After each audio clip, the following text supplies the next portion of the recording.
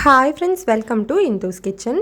இன்றைக்கி நம்மளோட கிச்சனில் ரொம்ப சிம்பிளான ரொம்பவே டேஸ்டான ஒரு ஈஸியான லஞ்ச் பாக்ஸ் ரெசிபி கத்திரிக்காய் சாதம் எப்படி செய்கிறதுன்னு பார்க்கலாம். இதை செய்கிறதுக்காக ஃப்ரெஷ்ஷாக ஒரு பவுடர் அரைச்சிக்கணும். அதுக்காக ஒரு பேனில் 1 டேபிள் ஸ்பூன் அளவு கடலைப்பருப்பு, அதே 1 டேபிள் ஸ்பூன் அளவு உளுந்தம்பருப்பு சேர்த்து ஒரு 30 செகண்டுக்கு மட்டும் வறுத்துக்கோங்க.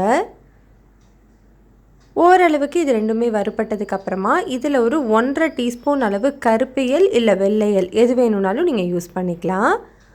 எள்ளு சேர்த்ததுக்கப்புறமா இது ரொம்ப நேரம் பொரியக்கூடாது. லைட்டாக இது பொரிய ஆரம்பித்த உடனே இது கூட ஒரு 2 டீஸ்பூன் அளவு வர மல்லி சேர்த்துக்கோங்க. மல்லி சேர்த்துட்டு ஒரு 30 செகண்டுக்கு நல்லா வறுத்துக்கலாம். வறுக்கும்போது ஸ்டவ்வை லோ ஹீட்லேயே வச்சு வறுத்துக்கோங்க. அப்போ தான் நல்லா ஈவனாக வறுபட்டு வரும். இப்போ இது கூட காரத்துக்கு நான் ஒரு 8 வரமிளகாய் சேர்த்துருக்கேன். உங்களோட காரத்துக்கு ஏற்ற மாதிரி மிளகாயோட அளவை எடுத்துக்கோங்க. மிளகாய் நல்லா சூடு ஏறி வறுபட்டதுக்கப்புறமா இதில் 2 சின்ன சைஸ் பட்டை, 2 கிராம்பு, ஒரு ஏலக்காய், கொஞ்சமாக கருவேப்பிலை சேர்த்துட்டு இதை ஒரு 30 செகண்டுக்கு நல்லா வறுத்துக்கலாம்.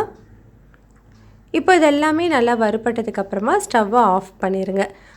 ஸ்டவ் ஆஃப் பண்ணதுக்கப்புறமா இதில் ஒரு 2 டீஸ்பூன் அளவு ட்ரை கோகோனட் பவுடர் சேர்த்துருக்கேன். சப்போஸ் இது இல்லை அப்படின்னா ட்ரை கோகோனட் பீசஸாக கிடைக்குது. அந்த மாதிரி உங்கள்கிட்ட இருந்தது அப்படின்னா ஒரு 2 டேபிள் ஸ்பூன் அளவு அதை நீங்கள் சேர்த்துக்கலாம். இது ரெண்டுமே இல்லை அப்படின்னா 2 டேபிள் ஸ்பூன் அளவு ஃப்ரெஷ்ஷாக துருவின தேங்காவை தனி கடாயில் நல்லா சிவக்கிற வரைக்கும் வறுத்துட்டு மற்ற சாமான்களோடு சேர்த்து நீங்கள் அரைச்சிக்கலாம். இப்போ இந்த சூட்டுக்கே இதெல்லாமே நல்லா வறுபட்டு வந்துடும். நல்லா ஆற வச்சுட்டு ஆறினதுக்கப்புறமா மிக்ஸி ஜாரில் சேர்த்து நல்லா ஸ்மூத்தான பவுடராக அரைச்சி தனியாக வச்சுக்கோங்க.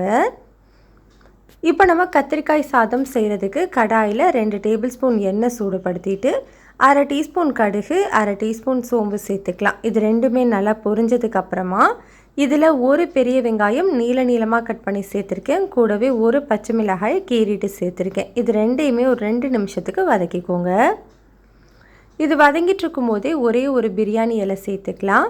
கூடவே ஒரு 1/2 இன்ச் அளவு இஞ்சி, ஒரு 5 பல்லு பூண்டை கல் உரலை இடிச்சிட்டு சேர்த்துருக்கேன். நீங்கள் இஞ்சி பூண்டு பேஸ்ட்டு சேர்க்க போகிறீங்க அப்படின்னா 1/2 டீஸ்பூன் அளவு மட்டும் சேர்த்துக்கோங்க. இஞ்சி பூண்டோட பச்சை வாசனை போகிற வரைக்கும் நல்லா வதக்கிட்டு ஒரு பாதி தக்காளியை மட்டும் நீளமாக கட் பண்ணி சேர்த்து நல்லா வதக்கி விட்டுக்கோங்க. இதெல்லாமே நல்லா வதங்கி வந்ததுக்கப்புறமா நான் சின்ன சைஸ் கத்திரிக்காய் தான் ஒரு 10 கத்திரிக்காய் எடுத்திருக்கேன். சின்னதாக இருக்கிறதுனால 2 கட் பண்ணியிருக்கேன். பெரிய கத்திரிக்காய் அப்படின்னா நீங்கள் 4 பீசஸாக கட் பண்ணி சேர்த்துக்கலாம். கத்தரிக்காய் சேர்த்ததுக்கப்புறமா இந்த மசாலாவுக்கு தேவையான அளவு உப்பு, 1 டீஸ்பூன் அளவு கல்லுப்பு சேர்த்துட்டு இந்த எண்ணெயிலேயே இது ஒரு 2-3 நிமிஷத்துக்கு வதக்கிக்கோங்க. கத்திரிக்காய் வேக வைக்கிறதுக்கு நம்ம தண்ணி எதுவுமே சேர்க்க போகிறதில்ல. இந்த எண்ணெயிலேயே தான் வதக்க போகிறோம். அதனால் ஸ்டவ்வை மீடியம் ஹீட்லேயே வச்சுட்டு ஒரு 2 நிமிஷத்துக்கு வதக்கிக்கலாம். 2 நிமிஷத்துக்கு அப்புறமா இதை ஒரு மூடி போட்டு ஸ்டவ்வை மீடியம் ஹீட்டில் வச்சுட்டு ஒரு 5 நிமிஷத்துக்கு வேக வச்சுக்கோங்க. இடையில கலந்து கொடுத்துக்கோங்க. 5 நிமிஷத்துக்கு அப்புறமா பாருங்கள், கத்திரிக்காய் எல்லாமே நல்லா நிறம் மாறி நல்லா வதங்கியிருக்கு. இது வெந்துருச்சான்னு செக் பண்ணுறதுக்கு ஒரு கத்திரிக்காவை எடுத்து இந்த மாதிரி அமுத்தி பார்க்கலாம். பாருங்கள், நல்லா வெந்திருக்கு. இந்த டைமில் நம்ம ரெடி பண்ணி வச்சுருக்கோம் இல்லையா ஃப்ரெஷ்ஷான மசாலா, அந்த மசாலாவில் ஒரு 2.5 டீஸ்பூன் அளவு சேர்த்துக்கிறேன். உங்களோட காரத்துக்கு ஏற்ற மாதிரி தூளோட அளவை மட்டும் அட்ஜஸ்ட் பண்ணிக்கோங்க. இது கூடவே ஒரு 1/4 டீஸ்பூன் அளவு மஞ்சள் தூள் சேர்த்துட்டு ஸ்டவ்வை லோ ஹீட்டில் வச்சுட்டு இந்த மசாலாவோட பச்சை மணம் போகிற வரைக்கும் நல்லா வதக்கி விட்டுக்கலாம். பச்சை வாசனை எல்லாமே போனதுக்கப்புறமா ஒரு சின்ன நெல்லிக்காய் சைஸ் புளியை ஒரு 1/4 கப் அளவு தண்ணியில் ஒரு 15 நிமிஷம் ஊற வச்சு தண்ணி கரைச்சி எடுத்து வச்சுருக்கேன். அதையும் சேர்த்துக்கலாம்.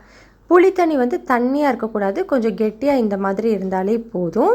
புளியோட பச்சை வாசனை போகிற வரைக்கும் நல்லா வதக்கிக்கலாம். பச்சை வாசனை போனதுக்கப்புறமா மெஷரிங் கப்பில் 3/4 கப் அளவு அரிசியை சாதமாக வடித்து எடுத்து வச்சுருக்கேன். அதை சேர்த்துக்கலாம். சாதத்தை நல்லா ஆற வச்சுட்டு அதுக்கப்புறமா சேர்த்துக்கோங்க. சூடாக சேர்த்துட்டோம் அப்படின்னா சாதம் உடஞ்சி போயிடும். சாதத்தை சேர்த்துட்டு ஸ்டவ்வை லோ ஹீட்லேயே வச்சு நல்லா கலந்து கொடுத்துக்கலாம். இப்போ நான் நல்லா மிக்ஸ் பண்ணி எடுத்துட்டேன் பாருங்கள். இதுக்கு ஒரு ஃப்ரெஷ்ஷாக தாளிப்பு கொடுத்துக்கலாம்.